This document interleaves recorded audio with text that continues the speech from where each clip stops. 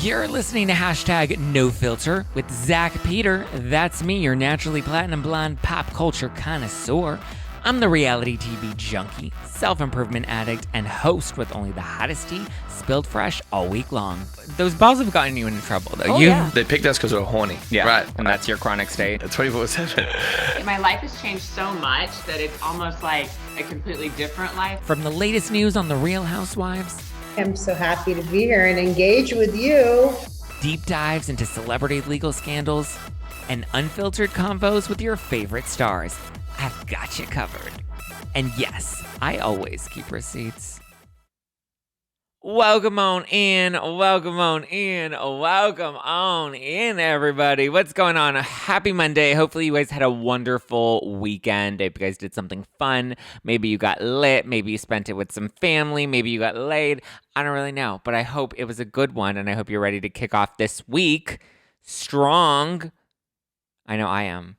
I have a special announcement that I'm going to make. Hopefully you have a little No Filter wine with you. You guys know you can get my wine collection at nofilterwine.com. It's a Housewives-inspired wine collection. Fizzy, white wine, fizzy, rosé, 13% alcohol by volume, but less than a gram of sugar. Head over to nofilterwine.com to order. Must be 21 or older. Please sip responsibly. That's nofilterwine.com. Okay, guys, I have a very special announcement to make, which I'm really excited about, and I cannot wait to share, I'm excited to now share that I have signed a deal with Spotify, and I have officially joined the Ringer family, okay? So not only, I guess I've kind of been teasing this for a little bit. I've been making some appearances on the Ringer dish, and now it is official that I will not only be appearing regularly on the Ringer dish, but I will also be hosting the new Spotify original, You're Doing Amazing, Sweetie, a Kardashians recap, which is presented by the Ringer Reality TV podcast. And I'm so excited about it. So every week, every Monday, my co-host Amelia and I will be dishing on all the latest Kardashians news. We'll be recapping episodes of the Kardashians on Hulu. And we'll even be giving like some product reviews for the Kardashian brands because they're always launching a new brand. You know, Khloe has like Good American, and Kourtney now has Lemmy, and Kourtney has Poosh, and Kim has Skin, and Kim has Skims, and now she has Sky Partners. I don't know if we'll ever be able to review Sky Partners because that would be kind of weird. But if we ever wanted to like do a Shark Tank thing with Kim Kardashian, I guess then we could do that. But I'm so excited. And guess what? Our very first episode is live right now. It is live today, right here, right now. Well, not right here, but definitely available right now on Spotify. So be sure to head over and subscribe to the Ringer Reality TV podcast and tune in every Monday to You're Doing Amazing, Sweetie. I'm doing amazing, sweetie. I hope you are doing amazing, sweetie, on this Monday. And I hope you listen to You're Doing Amazing, Sweetie with me and Amelia every Monday. It's going to be good. This week's episode, we recap the premiere of the Kardashians on Hulu. We talk about Khloe and Tristan and all that drama. Kanye's obviously apologized for his crazy rants about Kim on GMA, so we talk a bit about that. We talk a lot about Lemmy, Kourtney Kardashian's new vitamin line. So if you love Kardashians like I do, definitely tune into You're Doing Amazing, Sweetie. It's really exciting for me because like I've been wanting to really expand beyond just like Bravo. I know I've definitely found like a Housewives Bravo niche, but I'm excited to start tackling other topics in the pop culture world, and especially Kardashians. That's like been a love of mine that I feel like I haven't talked about enough on hashtag No Filter with Zack Peter, that I'm excited to now talk about a lot more on You're Doing Amazing, Sweetie. I love me some Kardashians, the good, the bad, and the Jenners. I got some 818 tequila thanks to Kathy Hilton. Thank you, Kathy Hilton, for endorsing Kendall Jenner's 818 tequila and Real Housewives of Beverly Hills. I was excited to drink that all for the past 2 episodes of Real Housewives of Beverly Hills. But yes, I'm so excited, and I'm very, very grateful for this opportunity. It first came up back in like April when we were on tour. And so it was like a months-long process of like conversations and meetings and negotiations. And now here it is, where I can finally like let the cat out of the bag and say, yes, I signed a deal. And yes, it was like such a surreal moment to like get the contract and to have the Spotify logo at the top of the contract and to be like, holy shit, what is happening? It's funny because I like wanted, we'll get to the tea, I promise guys, we'll get to all the tea and the news this week, but it was just like that moment of like, it just felt like, I don't know, like there was some respect on my name to have like a network, especially because I just saw that like Spotify is the #1 network in the US right now. And I was like, OMG, I've had to kind of like keep this under wraps all of these weeks and not really say anything because one, I didn't really want to jinx anything, but also, and it was just like a long process to like actually get everything like finalized and signed and negotiated and settled and then to, be able to now, host this new show, You're Doing Amazing, Sweetie, which is part of it was all a stream feed, so where they cover all things streaming. So I'm excited to now be in the Ringer family. I'm excited to kind of just be part of this. I remember like last year, maybe I was going into, because at the start of every year, I always like to put a list. I put together 3 lists. One is a list of things I want to accomplish this year, kind of like a manifestation list. One is a list of things I want to let go of. And then the third list is, I guess, a list of boundaries that I set for myself going into the new year. And so one thing that was on my list for last year and on my list specifically for this year was I just like wanted a fun gig, like a regular gig with a big network, a real network that, was something that I could enjoy and that was something that was part of, an area of interest, but that also kind of challenged me a little bit. And I've loved like the episodes that I've done for the Ringer Dish, which was for their pop culture history lessons. Those have been really fun for me because I've like gone back and revisited like fun moments of pop culture in pop culture history. Like we did an episode on the VMAs where I dived into all of the biggest moments in VMA history. And that was really fun to kind of relive and to live in that nostalgia. Or we did an episode on VH1's Rock of Love, now that it's been 15 years since that came out. That was really fun to revisit and to rewatch some of those episodes and to like look into Bret Michaels and see what he's been up to now and talk to some of the cast members and see what they've been up to since then. And we did an episode on Tom Cruise and Katie Holmes and their divorce and Scientology. And like I learned a lot about Scientology and I learned a lot more about their relationship doing that deep dive. So it's been really fun. And it's been I love to learn, and I liked kind of, putting on my glasses and getting my notebook out and kind of diving into some of those old pop culture moments and being able to revisit them and talk about them in a new light and in a new lens, especially considering how much the culture has changed and grown. And I'm excited to do more of those. And I'm excited to talk more Kardashians. So you'll still get No Filter every Monday, Wednesday, and Friday, with lives every Tuesday and Thursday on the YouTube channel and on our Instagram account. You'll still get all of that. You'll just now have some additional Zack Peter. You'll get a double dose on Mondays because you'll have a new episode of No Filter and a new episode of You're Doing Amazing, Sweetie. And then stay tuned because I believe Wednesdays is when you'll be getting new episodes of The Ringer Dish. And like I said, I'll be, doing some episodes regularly here and there. So I'll let you know as they come, but be sure to subscribe to The Ringer Dish and The Ringer Reality TV podcast. And I'm just grateful to The Ringer and I'm grateful to Spotify for this really incredible opportunity because I'm just excited about it. And I'm excited that I finally get to share it with you guys. So hopefully something good has happened for you guys this week. Something good has happened for Rihanna this week. I can tell you that. Rihanna will be performing at the Super Bowl in February. So it was rumored that it was supposed to be Taylor Swift. And before she went out, oh my God, you guys, I was not expecting this. She loves to do her faux like shock every time she wins like an award. She's like, oh my God. And then like the tears come. Well, before she was able to do the whole OMG moment, the Super Bowl was like, nah, girl, Scooter Braun called us and it ain't you. We ain't about it. apparently, I guess it has something to do with like her having to re-record her last album or her last 2 albums since she's re-recording them to like get them back from Scooter Braun because she hates Scooter Braun, but Erika Jayne loves Scooter Braun because Erika Jayne was secretly banging Scooter Braun. Those are all rumors. I don't know if they were actually hanging out together, but apparently Erika does know Scooter Braun because she did mention him last season. Remember the rumors were that she was sleeping with Scooter Braun and that she was sleeping with Armie Hammer. I mean, I kind of would love Erika to like be like, yes, I banged Armie Hammer and like he did a full gobble me, swallow me, and he was eating me like a Thanksgiving feast, you know? Just for the story of it, just for this, I don't know if I would even consider it a scandal, but listen, Armie Hammer's hot. I'm not gonna lie. He's hot. I think he's hot. I feel bad for the women that feel victimized by him, but I think he's a cutie patootie.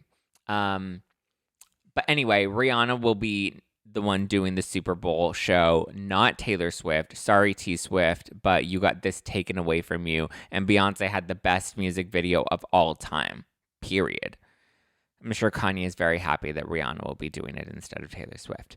But I'm ready for this. I love Rihanna. She hasn't had any music in a minute. Some of her more recent music I wouldn't say was like the best, but she's had some serious bops. And I was already thinking, I was like, okay, what do we want her to perform? Because obviously we know there's like a finite amount of time that they have to come out and perform, and it has to be like their full career, right? Because I don't know if you saw the J-Lo documentary on Netflix, but J-Lo is not happy that she had to share the stage with Shakira. She was really pissed in the documentary, and she's like, what? It means that 2 Latin women can't, like, 1 is not enough, that we need to have 2, and she was really upset because then she had to make sure that her songs were only, like, 4 minutes, and then Shakira only had 4 minutes, and then together they had the extra 2 minutes, so it was like a 10 minutes, and then I think they stretched it out to make the performance 12 minutes, and so it was challenging to condense her full career into, like, a 5-minute set. But Rihanna isn't going to be sharing hers out with anybody. She's going to be doing it. And I'm like, listen, I want some Mr. DJ Ponte replay. Yo, Mr. DJ song Ponte replay. Come on, Mr. DJ, turn the music up. I want some diamonds. I want a little Disturbia. I want some bitch better have my money. Pay me what you owe me. Bitch better have my money. I want maybe like a little ballad moment, maybe some Unfaithful. Cause I know that he knows I'm unfaithful and it kills him inside. That I'm happy with some other guy. I can hear him dying. I don't wanna do this anymore. I don't wanna be the reason why every time he walks out the door, I see him die a little more inside. I feel, okay, one, I know I can't sing, so drag me, but I feel like I have more of like a country like voice, right? Because I feel like I can do the maybe lock them doors and turn them lights down low. Like I can go low. I can go low. I can do that vibe. I can't do a Rihanna ballad. I'm not Adele. Sorry. Can't do it. But I want maybe a little like SOS. SOS, please. Someone help me. It's not healthy for me to do this. And why are you so making this so hard? Maybe even a little, okay, I need a little S&M. S&M remix with Britney, okay? Could you imagine if Rihanna brought up Britney as her cameo? Because we know they always bring up somebody that like nobody cares about, right? Like DJ Khaled. Rihanna better not bring up DJ Khaled, okay? We want something. Who's like, what she's done like Coldplay and Paul McCartney and Kanye. I'm trying to think of all the people that Eminem. I'm sure. Oh, okay. We need an Eminem cameo. Rihanna. Oh, well, Eminem just did last year, so I guess that last year's show was really good. I did enjoy last year's show with Mary J.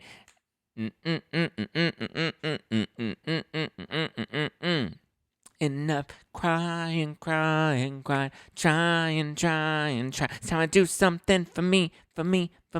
We had 50 Cent. I'll take you to the candy shop. I'll let you lick the lollipop. Go on, girl, don't you stop. Whoa. Can you feel I'm in a celebratory mood today? But last year's show was great. Too many people on one stage. Iconic, but too many people on one stage. It went so fast and I wanted more. But I guess those are the best performances, right? Where you want more. I didn't really want more of J-Lo and Shakira. Listen, and my roots are Latin, okay? I'm Hispanic, but like I was good. I was like, we don't like iconic, sure, in a way. But yeah, I liked last year's show way better than the J-Lo Shakira show. So I'm excited for Rihanna, but give us a good cameo. I don't want no DJ Khaled bullshit, okay? I don't want no, I don't know. I want someone good. I want Britney. Give me Britney, S&M remix. Na, na, na, na, na, come on. S, S, S, S, M, M, M. That's what I want. Riri, call me. Girl, that would be epic. Britney, after the conservatorship, doing some S&M. Oh, could you imagine? I probably won't happen. Well, likely, I don't know if we'll get an Eminem, though, because her and Eminem have done a lot of collabs together. I love the way you lie. And wasn't there a monster? I'm friends with the monster inside of my head. Wasn't Eminem on that one, too? I don't know, but I wouldn't be mad if Eminem came back again this year. He was great last year. And listen, I'm here for it. You know what I would love? I would love like an Eminem and like a Machine Gun Kelly, Travis Barker. Oh my God, that would be fun. I digress. That's a separate show, not this show. This is the Rihanna show. And I'm actually looking forward to it. I'm not a big Beyonce bitch, and I know that's controversial, but like I wasn't all that jazzed when Beyonce did the Super Bowl, and like the performance was great, and Beyonce kills it. Beyonce sets the bar high. Like you got to give the girl credit, woman credit. But I personally just like Rihanna a lot more. But again, I need some Ponte replay. Like that's all I really want is Umbrella Ella Ella. You can stand under my umbrella, Ella Ella, a. A. See, I can do a note. A. Under my umbrella, Ella, Ella, hey, hey, hey, hey, hey, hey. I need Umbrella and I need Ponte replay and I'll be happy, but I would love an S&M with Britney. Okay? That's all I'm gonna say. Riri, call me. I got ideas. She's probably gonna do a Fenty Savage fashion show with it too, right? I bet you anything, knowing Rihanna, she's gonna have all the models come out in their Fenty Savage. She's gonna do a thing. She's gonna make it a moment and it's gonna be great. I already know. Better than Beyonce. Yes, I said it. I came for your queen bee. Please don't come for me. Actually, listen, I love Beyonce. I just know the beehive is very intense. And listen, I already get enough hate on Twitter. Like, just don't come for, like, I love the bee. Love it. What is she, the alien superstar? I'm too sexy for my shirt. Too sexy for that girl. Alien superstar. I like the song. It's cute. It's good. But I'm looking forward to Rihanna. Don't hate me. I love you. Okay, let's move on. Congrats to Rihanna. Let's move on because I'm very happy for this next bit of news because Teddi Mellencamp is confirming the Billie Jean story about the DJ and the Aspen and the Kathy Hilton, okay? Because I told you guys, put some respect on my check. Put some respect on my name, honey. I told you guys, okay? This was what went down at the club in Aspen. It wasn't about the conga line, because Sutton was talking about the conga line, but it was not about the conga line. And listen, I know everybody hates Teddi, and everyone's like, oh, she's just trying to be relevant, and oh, she's so boring. Just go away, Teddi. But listen, people love her. They hate her. They love to hate her mostly.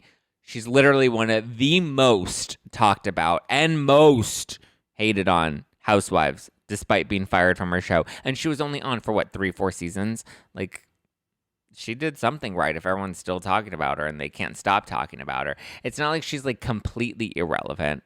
You know what I mean? She did something right. And listen, Teddi and I have had our beef in the past with the Jillian Michaels interview that I did and how Jillian, made a comment about Teddi and her All-In program and that whole thing. And Teddi was pissed about that. And then she ended up getting Jillian Michaels on her podcast and shaded me. And I was like, well, you're welcome for, Jillian Michaels wasn't signing up to do Teddi Mellencamp's podcast prior. It was before 2 T's and a Teapot, right? It was Teddi's Teapot. Teddi T in the pod, Teddi's Tea Party, Teddi's Tea, I don't know. It was something with T and Teddi. Anyway, now she has two T's in a pod. She's talking about Aspen. I literally told you guys about Billie Jean, and that's why Kathy got upset, because she went up to the DJ and she's like, DJ, play, yo, Mr. DJ, song Ponde replay. Can you please play me some Billie Jean? And he's just like, what? No. And he's like, go back to Los Angeles. And then she got upset. And then she was like, oh my God, that old FAG told me to go back to Los Angeles and blah, blah, blah, blah, blah. And so far, that's all been edited out of the show. The DJ doesn't come up. The spat with the DJ doesn't come up. The slur doesn't come up. And I think that's why this week's episode feels a little, not this week, but last week's episode felt a little disconjointed. It felt a little like the women were overplaying this. We'll need to see what this week's episode, this upcoming Wednesday's episode brings. But so far, we've had no mention of the slur. We've had no mention of the DJ. But I feel like by not airing what the women are claiming, it's actually like, or what Kathy actually said, it's taking away from the situation, right? Because there is no, like, it just seems like they're blowing Kathy's, like, little fit out of proportion when I feel like they're trying to reference the things that she was actually saying and the slur that was actually dropped in this fight with the DJ and how that kind of spiraled a lot of this stuff. But the hard part is that there's no footage, right? Cameras weren't allowed in the club. They were not allowed to film in the club. Cameras were down for the remainder of the night because they were like, oh, it's literally one more drink. We already shot everything we need to shot. The women are going to be guard down. Like, the production was tapped out. They went to go have a drink too with the cast. So they couldn't film in the club. Cameras were down for the remainder of the night. The women were unmiked at that point because if we're not filming, there's no need to keep the mics on, especially if we're not allowed to record anything in the actual club. Women were unmiked. Production wrapped, right? Cameras in the Sprinter van were taken out. Apparently, they get taken out each night, or when production wraps, they get removed. I'm assuming to dump the footage and to make sure that the cards are refreshed for the next run of taping that they'll have to do the next day. And I actually think Kathy knew that she wasn't mic'd and wasn't being filmed, so I think this is why she was like, okay, let me just let my guard down, and now I can really be a monster, or be the monster that I actually am. Tonight, I don't have to be hunky-dory. Tonight, I can just be me. Which also, side note, I was like so annoyed, and I'm glad that her toe that broke the camel's back moment didn't really hit the way hunky-dory hit, because to me, I was kind of just like, that was a stupid saying. Like, she obviously, like, the straw that breaks the camel back. Like, to me, it wasn't a cute Kathy moment. It felt like a forced Kathy moment. And not only that, and I tried to bring this up on Twitter, and people were like trying to rationalize it, but I was like, isn't it strange that this is the only episode this season where we get a confessional with Kathy, and all she talks about, or sorry, not this week, but last week's episode. The reason I keep saying this week is because it's the most recent episode, since the next episode hasn't aired yet. But the Aspen episode, last week's episode, last Wednesday, that's the episode, the only episode this season that Kathy has a confessional at all. And I thought that that was strange. And people are like, oh, well, Kathy's just a friend of. And I was like, right. And they're like, friends of don't get confessionals. So I was like, well, that's not true. Because all of last season, Kathy had confessionals for every single episode she appeared in, right? Whether she was talking about being a dentist or whether she was commenting on the situation that was going on, Kathy had consistent confessionals all throughout last season when she was in it. And people are like, oh, well, the reason she didn't do it is because she was planning Paris's wedding. I was like, well, yeah, that's why she was missing from the first 2/3 of this season. But she still participated in at least the last, 4, maybe 5 episodes. We saw her at Diana's holiday party. That's when she returned. We saw her in her scene with Kyle when they were eating the baked potato. We saw her at Dorit's Homeless Not Toothless dinner. We saw her with Wilson Phillips. I know it wasn't Wilson Phillips, but I forgot who it was. We saw her at the Rinna Beauty 70s party. So she was around for a lot. She could have talked about the baked potato, and she could have had a cute, funny moment. She had tons of cute, funny confessional moments last season. She could have talked about the Rinna Beauty party where she was, being beaten up for the homeless, not toothless. Remember when she was like homeless and toothless and toothless and homeless and toothless and homeless, and boy, I was getting ripped apart by the Homeless and Toothless Association. Cute, funny scene. She could have easily provided commentary and a confessional for that We have no confessionals for any of those prior scenes. We have no commentary from anything. We don't even have Kathy talking about Aspen at all. Anywhere. She could have done a confessional where she talked about her purse, her little Trader Joe's bag, right? Or her slippers. You know, we could have inserted confessionals with Kathy during all these other scenes. We don't have any of that. And people are like, oh, well, Cherie doesn't have any either, and she's a friend of. And I'm like, yes, you're right. Cherie doesn't have any. So if friends of don't get confessionals this season, then let's keep it consistent and let's not give Kathy any confessionals this season. So my theory, and this is just my theory, I think, because we also are hearing rumors that she wanted her lawyers to review the footage and blah, blah, blah. And even if you look at the confessional, like just the setup of it, her outfit, like all of it just feels very last minute, right? My theory is I think she made them tape a confessional with her for this episode specifically. I don't think she ever planned on doing confessionals. I don't think they really planned on having her do confessionals. Because obviously we know Cherie didn't get any confessionals, and she's also a friend of this season. So I think that she or her team or whatever pressured the production company into taping a more recent last-minute confessional of her where she can explain the car ride home that they can, as the last minute, edit in. Because the confessional itself just felt so random, and it was only addressing the one specific car ride home. Nothing else. There is no other confessional footage from what we've seen. We may get one next week because I believe this week is Kathy's final appearance on Beverly Hills this season. I believe it's this week and the next week is the finale, but she doesn't appear in the finale, and her scene with Rinna is this week. So I'm pretty sure we may get a confessional, we may not. If we don't, then that further feeds into my theory that she made them tape a confessional after the fact and make sure that she's able to tell her side of the Aspen car ride home. Which I think is bullshit because she's had opportunities to address the Aspen car ride home if she had shown up to film, if she had gone to the finale and addressed it, if she was allowed to have a conversation with the other women on camera, but she didn't want to have a conversation. The second she found out that the women were talking about Aspen and that Rinna was talking about Aspen and that this was a topic of conversation, I think she went to Crystal's party because she didn't think that it was being talked about. And then when she realized it was being talked about, that's when she disengaged from the other women. We don't see her at Garcelle's dinner party. I believe Garcelle's dinner party is for the launch of her book. Kathy's not there. As far as I know, Kathy did not go to that. Then there's Erica's Pretty Mess hair launch party. Kathy does not go to that either. And then there's the finale party, and Kathy does not go to the finale party.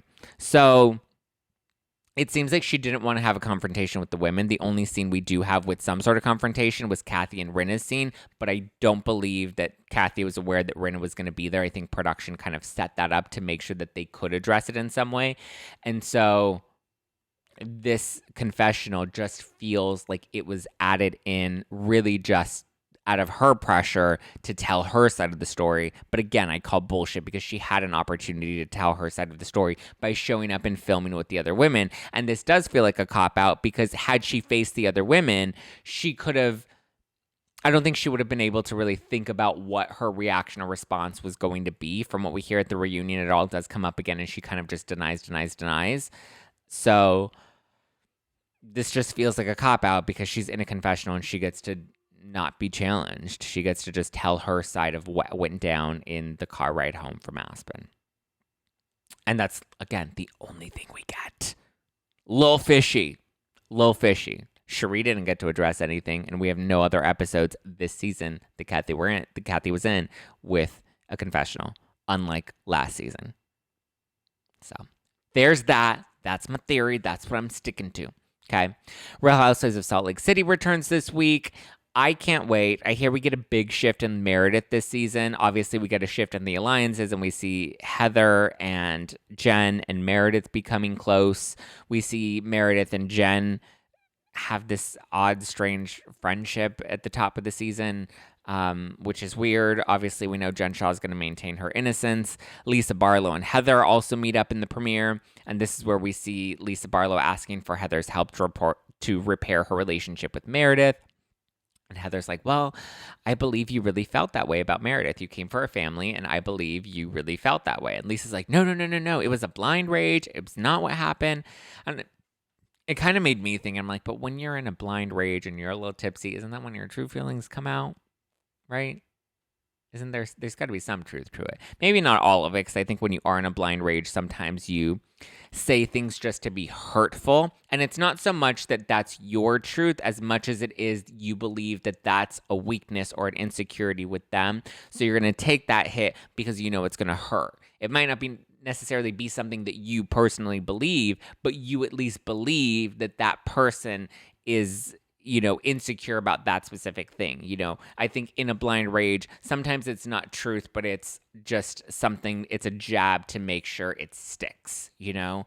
So I think there's a little bit of truth to it, but I also think she just went hard because she was upset. And why she was upset, I think, is still unclear. I know she said that someone told her that her house, Meredith said her house was ugly. I don't know if I believe that entirely, but it seems like there's definitely, there's been stuff under the surface, and it's just now finally boiled over. So curious what you guys are most interested to see in the Real Houses of Salt Lake City premiere and just in this season overall. We'll have to see. It does look like Jen Shah is going to end up filming a 4th season, and she will be at the reunion because from what I've heard in talking to a few different people, a few different legal experts, it seems like Jen Shah won't be going to prison until, I mean, the earliest I've heard is maybe February, after the holidays for sure. We know she gets sentenced at the end of November. She has to show up for her sentencing, and that's when the judge will tell her how long she has to serve and when she has to report. It's very unlikely that she'll be turned over the day of, but estimates are likely like February, possibly even closer to summer. I don't think it'll take that long. I don't think it'll happen in like June. I think it'll be sooner rather than later, but it'll definitely be after the holidays. So that's plenty of time to film a 4th season of Salt Lake City. Definitely time for her to be able to participate in the reunion. I'm pretty sure once she gets her sentencing, they'll make sure the reunion films before she has to go to prison, before she has to actually come in. And then I would imagine if she is part of a 4th season, they'll do a season 4 reunion without Jen, obviously, because she'll be locked up. Locked up, they wouldn't let me out. Locked up, they wouldn't let me out. But I'm pretty sure they'll tape some sort of segment, sit-down interview with Jen where she'll be able to, you know, talk about the season and give us an update on Jen Shah's update from prison. So we'll have to see what that brings. Season 4. I'm ready for it. If anything, I at least like that Jen going to prison might have to rush them being able to film the next season and being able to not just film it, but put out the next season a lot sooner.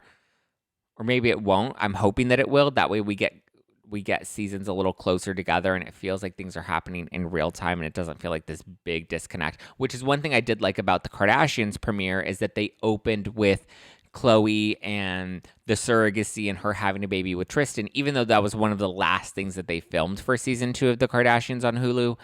It was what they decided to use for the season 2 opener for the premiere episode. So I was excited to see that because it feels like they're giving us the storylines as they're relevant in terms of like timing. Because obviously we know like Kourtney got married and they had the Met Gala moment and all these other things and Kim and Pete break up.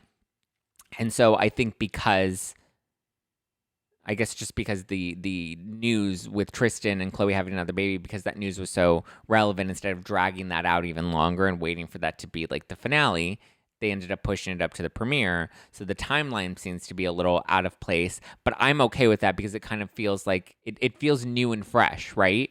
Like if anything, I would like to see the premiere episode of Salt Lake City opening up with Jen pleading guilty and us getting that journey in the premiere, and then us in the next few episodes kind of telling the stories of how we ultimately get there. I just thought it was an interesting move for the Kardashians to make and for Hulu to make with going out of order, and deliberately going out of order. But we'll see what their show brings. We'll see what Salt Lake City brings.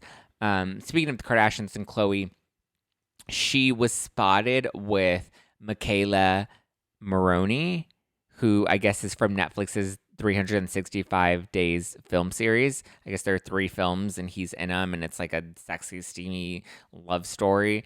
But my God, is Michaela hot. He is hot. I'm like, oh my God. He snapped an Instagram story with Khloe where they're like backstage and he's like kind of like whispering in her ear and he's got his like arm wrapped around her. And I was like, oh, that is sexy. That is spicy. And then they were sitting next to each other at Kim's Dolce & Gabbana fashion show. And I was like, oh, they are spicy. They would make one hot couple. Gobbled me, swallowed me, dripped on the side of me, quick jump out for you, let it get inside of me. Tell him where to put it, never tell him where I'm about to be. But Khloe, please get it, even if only for a night. Because I know like there was this like old clip resurfacing of a reading that Tyler Henry did with Khloe Kardashian, where Tyler tells her that there's a man that's going to be coming into her life and his name is going to start with an M, and don't like turn down M, don't go with M. He should have also said also turn down Tristan, don't go with Tristan. But I guess she needed to date Tristan in order to get True and her new baby boy. So, but maybe she shouldn't date Michaela, or Michaeli. I'm not entirely sure if it's Michaela or Michaeli. I think it's Michaeli or Michaela. I don't know. It's spelled like Michelle, like Leah Michelle, but it's not Michelle. And I guess you obviously wouldn't want to be called Michelle, but it's Michaela, which I don't know if that's any better, but that's his name, Michaela. And he's hot. I think even if she can't date him, at least like let him break your back for a night. You know, I think Coco's earned it. Coco, you've done it, girl. You've been through it. You need somebody that can give it to you right, even if it's just for a night. Period. Real quickly, let's break down some RHONY rumors. Let's do the rumor meal with RHONY, Real Housewives of New York. So it's being speculated that there will be a big Real Houses of New York announcement at next month's BravoCon. It seems like they've wrapped filming for the reboot, or at least are coming to a conclusion with filming for the reboot. But there's a rumor going around that the execs aren't really happy with the reboot, and they're not thrilled by the footage or by the cast of women, which I think makes sense because the whole announcement was just so premature. Like, you announced a show before you even began casting for it. Then you said that you were doing Legacy before that was even cast. Like, I just felt like those announcements came way too early, and they had no idea what they were actually going to do with either of these shows or with Real Houses of New York altogether. So it does seem like they've wrapped for the reboot. So the casting has been done.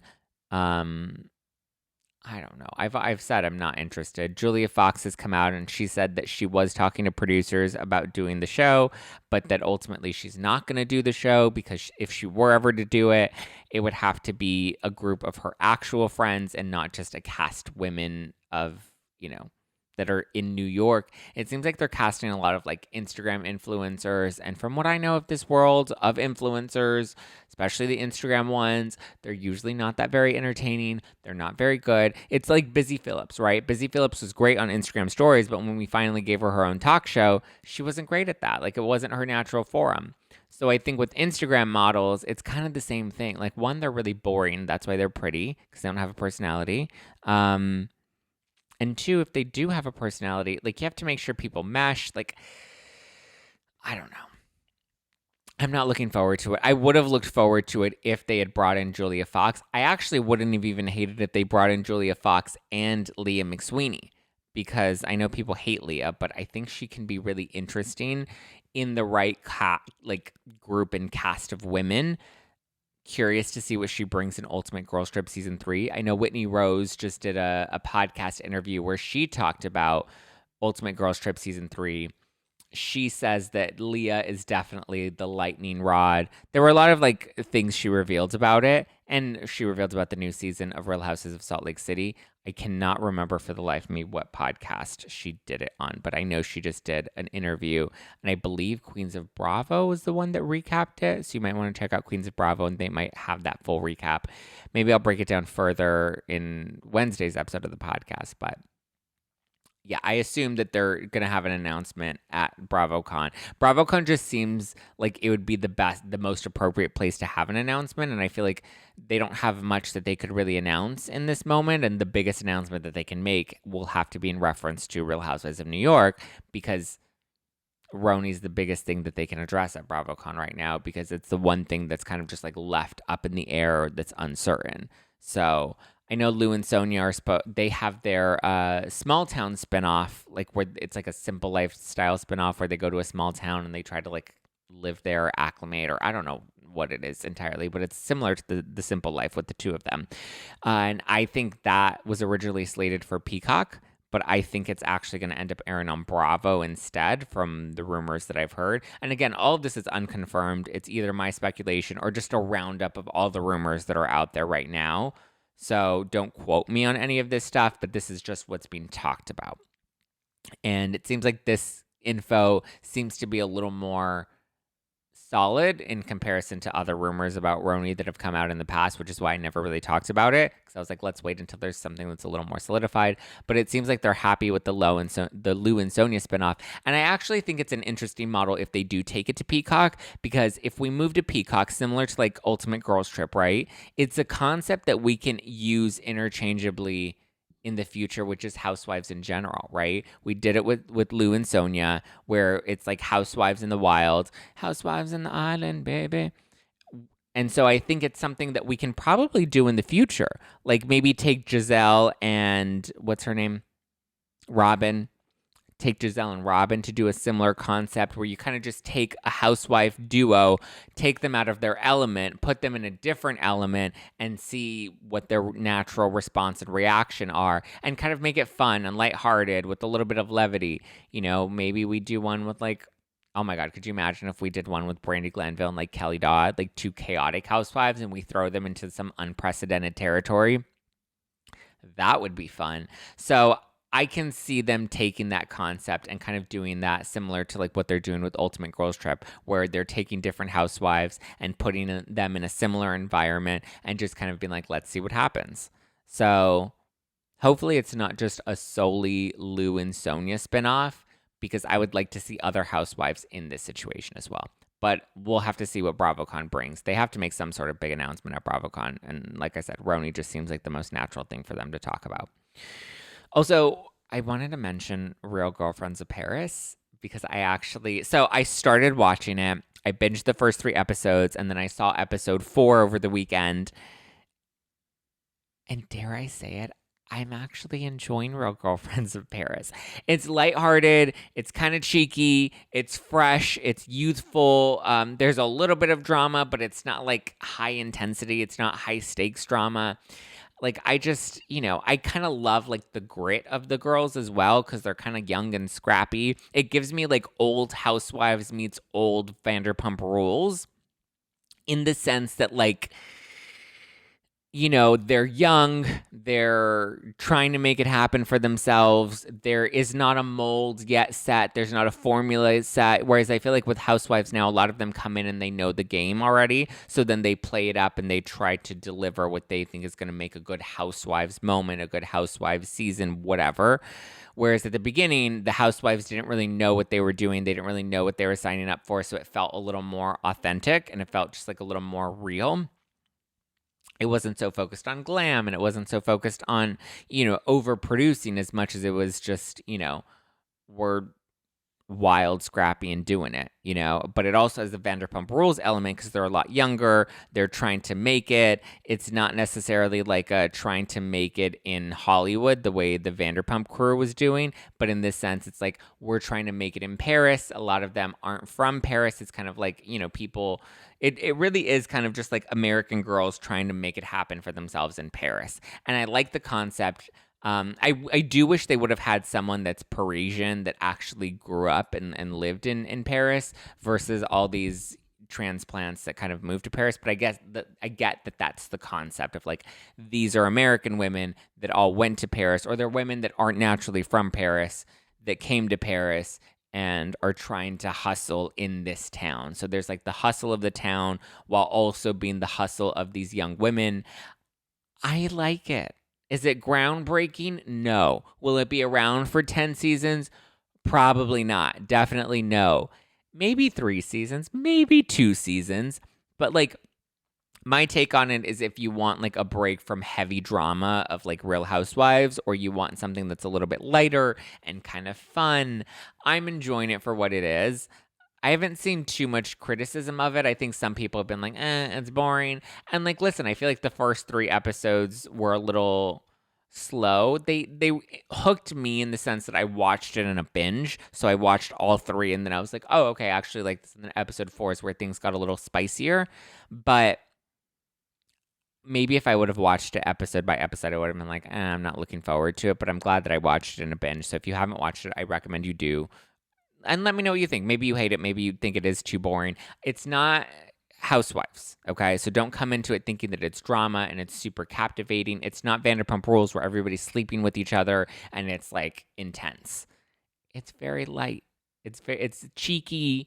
It's youthful and fresh. And it's just, to me, I would describe it as refreshing.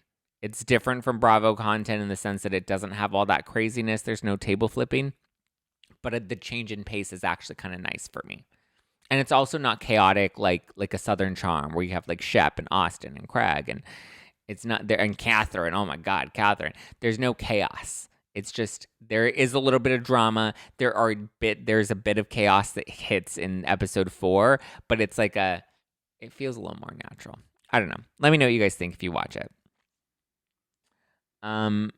Thank you guys for listening to #NoFilter with Zack Peter. That's me. I love you. I appreciate you. If you want to give me a follow, you can follow me at JustPlainZack all over the internet, or you can follow at NoFilter with Zack for all the latest reality TV tea. If you just want the tea and the scoop, or funny memes, then you can definitely follow at NoFilter with Zack.